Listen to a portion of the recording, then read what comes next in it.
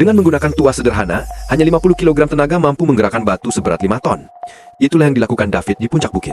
Sasarannya jelas, para bandit yang menunggu di kaki gunung. Batu besar itu menggelinding menuruni lereng, menghantam setengah jalan, lalu memicu rangkaian domino yang kacau. Kuda-kuda para bandit panik. Belum cukup, David kembali mencongkel batu lain.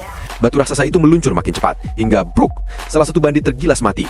Sebuah kereta kehilangan kendali, terjun dari tebing, dan hancur berkeping-keping. Ketika para bandit hendak melawan, mereka melihat David kabur dengan kudanya. Tanpa pikir panjang, mereka mengejar. Saat jarak makin dekat, David melepaskan salah satu kuda beserta barang bawaannya. Bandit-bandit serakah itu berhenti mengejar dan langsung mengambil rampasan itu. Kini hanya tersisa satu muatan. Di tengah perjalanan, David justru berpapasan dengan sekelompok penduduk asli. Pemimpinnya menatap tajam ke arah bulu-bulu hewan milik David, lalu menawarkan barter dengan seorang budak kulit hitam. David menolak, tapi tiba-tiba ia dikepung. Tak punya pilihan, ia menyerahkan semua bulu binatangnya. Pria kulit hitam itu, Blanche, langsung menawarkan dirinya. Katanya ia bisa memetik kapas, mengurus pekerjaan rumah, apa saja. Ia pun mengikuti David. Namun belum jauh melangkah, ia sengaja jatuh dan membuat David memberinya kuda. Saat David lengah, Blanche mencoba kabur. Tetapi David meniup peluitnya. Kuda itu berhenti seketika, membuat Blanche terpelanting keras. Rencananya gagal total.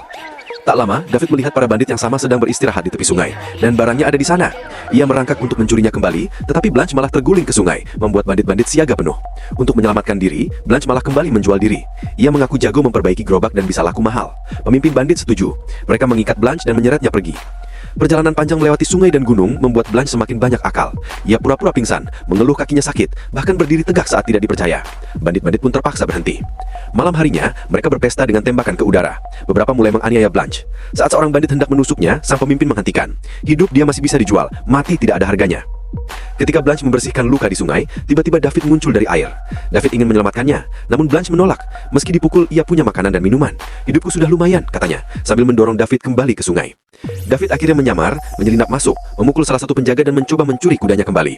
Namun kudanya menolak menyeberang sungai dan berisik, membuat bandit-bandit terbangun. David terpaksa kabur lagi. Keesokan harinya, David melihat tumbuhan beracun di sisi jalan. Ia punya ide.